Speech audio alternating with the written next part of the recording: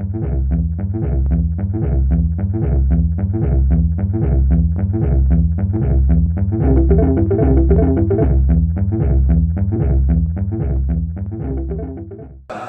thinking has been shaped hugely by the 7 years I spent working with neighborhood parks and supporting citizens groups that are involved in their parks. From that, I learned a few things. I learned that having citizens be involved is absolutely essential, not simply because it's smart politically if you have them involved and they don't end up getting upset later on, but also because when people have a say in what happens to a place that is important to them, a public place, they have a sense of investment in it. And so they have a real interest after it's built in maintaining it, in watching it, in programming it, and in keeping it alive. The other thing that I saw is that changing a public space can be incredibly dramatic for a neighborhood. It can be a catalyst for changing much larger things, especially people's perceptions. And it's something that can be done very, very quickly. If you paint a few benches that have been covered with graffiti, if you pick up some trash, you plant some flowers, you can have an instant change, whereas other city planning projects often have multi-year timelines. And that itself is empowering to people, and it demonstrates to them that they can change their environment. So when I came to Times Square, really it's this collection of two streets that intersect. But I looked at it and I saw that it's a different kind of space than Central Park, the biggest park in the central of Manhattan, but it serves many of the same functions. It's an icon for the city.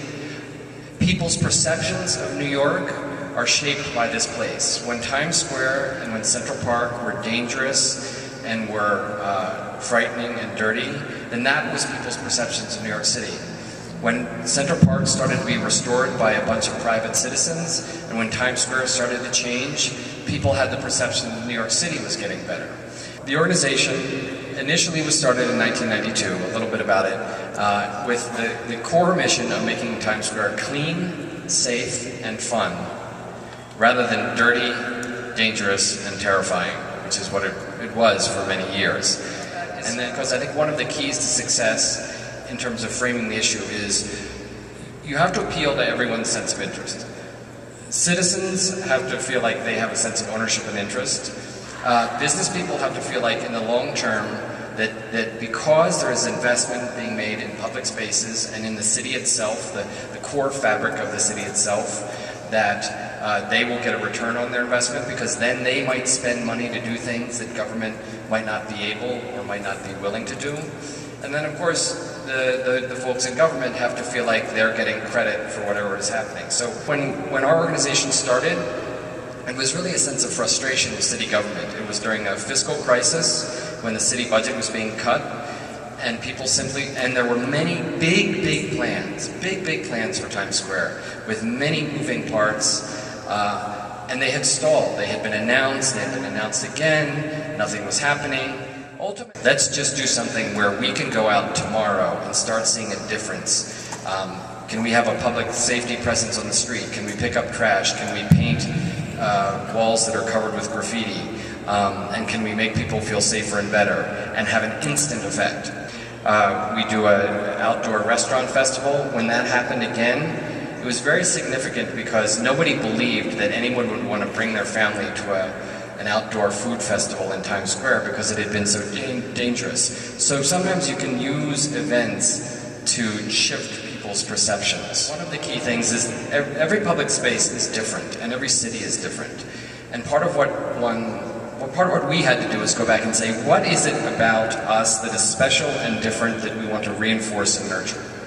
And then we focused on little things that could make the street feel safer, like additional lighting on some of the darker side streets, painting over some of the storefronts that were covered with graffiti. They were very simple and really not expensive things to do, but they cumulatively began to affect people's perceptions of Times Square. I recognized that the problems we had were new problems that grew out of Times Square's changes and success. Far more people were in Times Square, and so the number one complaint I heard was how crowded the sidewalks were. It could take 20 minutes literally to walk from 44th Street to 42nd Street. on a very busy day. They felt that the new Times Square could have been anywhere, that it had a bunch of chain stores, that it was losing its authenticity, and that it wasn't really representing New York. And so we literally brought together historians who had written books about Times Square and said, what are the things that have been special about this place over the years? Some of it is it was a center for news and media. Part of it was a place where crowds gathered at important times, not just New Year's, but other times, like the end of World War II. It has always been about sex and desire and about breaking rules.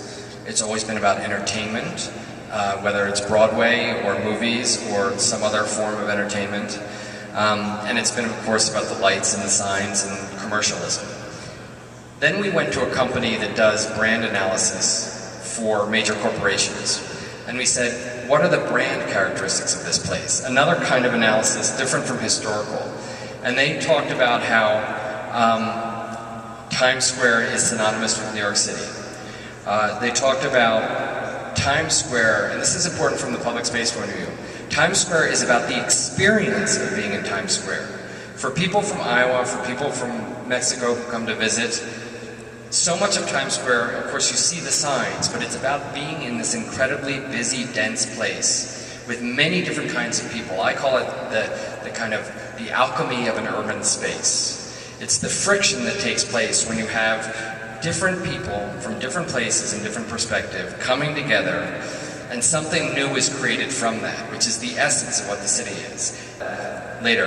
And the other thing about Times Square, unlike I think a place like Guadalajara, which has a very powerful sense of tradition and history, which has good and bad things about it, Times Square is always changing. It's always destroying itself. These investigations have led us to shift our mission from being not just making it clean and safe, which are the basics, but to nurturing those core qualities, which we decided were creativity, both in the theaters and on the signs, and the creative expression, energy, both the energy of all this activity on the street and literally the energy of the signs, and edge, both in terms of being on the cutting edge, we hope, but also being on the edge of propriety, because Times Square has always been a little bit naughty, a little bit bad.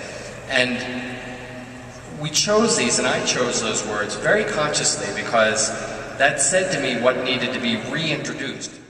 Then we went to planners and architects, and we brought people together and we said, just let's talk about the space itself. What do we need to do? What do we need to pay attention to? And it also helped us focus on solutions that were specific to Times Square. People said it would be a big mistake if everything were uniform, if everything were the same. They said we need to choreograph the chaos. We need to organize the disorganization, but not get too crazy about it, because you have to appreciate that part of Times Square is that it's supposed to be chaotic. They said, sure, it's a big place, there's big signs, that's the big scale, but think about the essence of any urban place are the micro interactions. So you have the macro of the large space, but you have these individual interactions. You have individuals watching other individuals, and you need to take into account that as well as the big grand plan. And then they talked about how in Times Square there are places where people are just walking through, but then there's a category of people, especially the tourists, who are watching each other. And that you need to understand when you're designing and activating the public space. In this case, this is where we started, is we thought it was politically impossible to close down a full street like Broadway, because Times Square is the intersection of 7th Avenue and Broadway, like an X.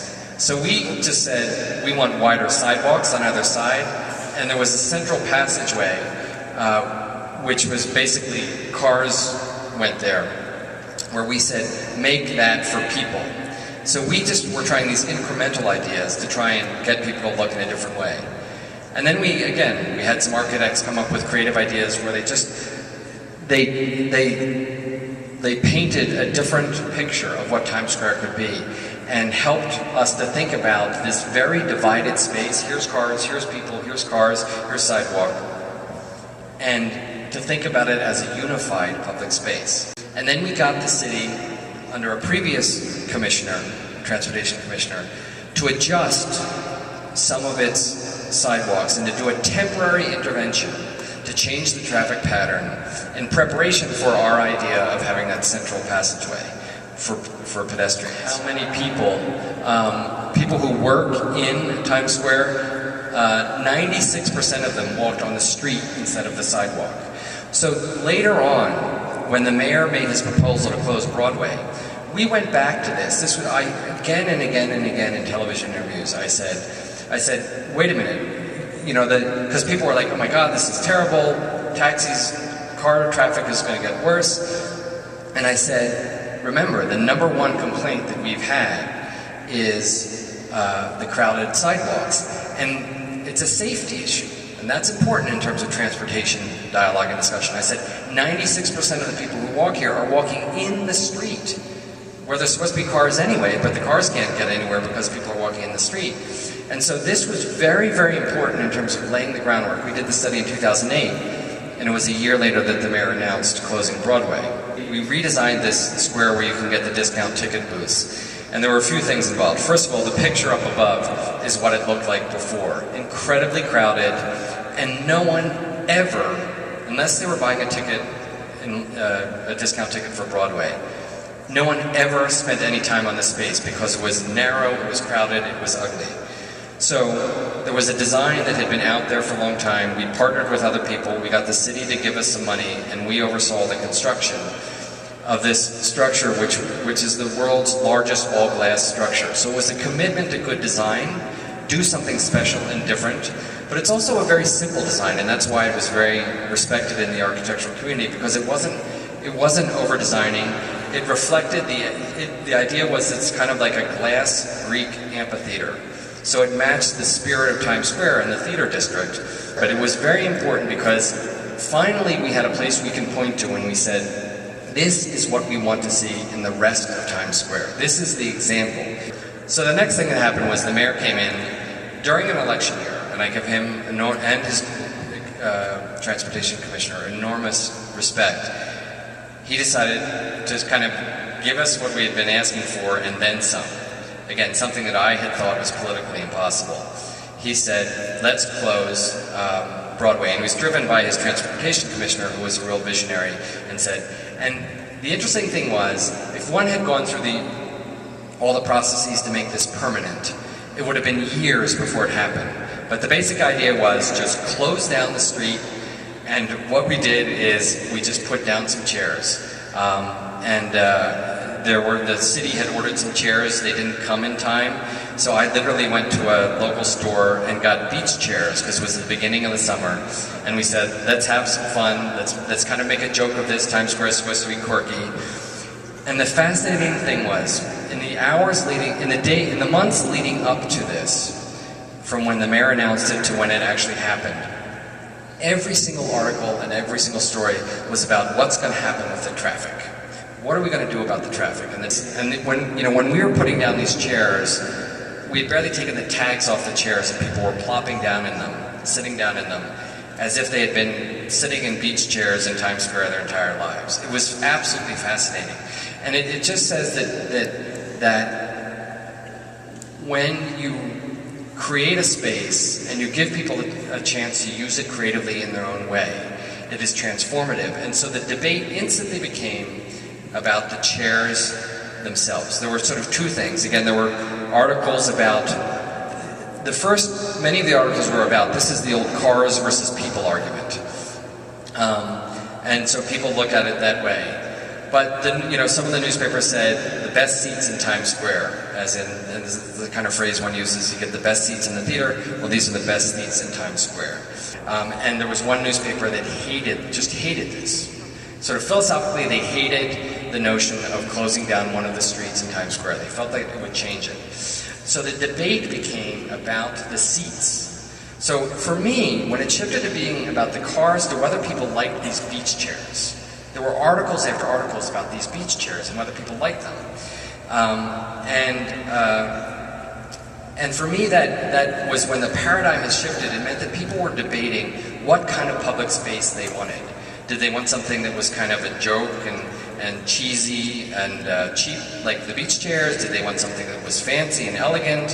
What did they want? The beach chairs started getting this lore of their own. Some person decided to change the I Love New York logo and made this shirt, which is I Lounge New York, like that's a lounge or beach chair.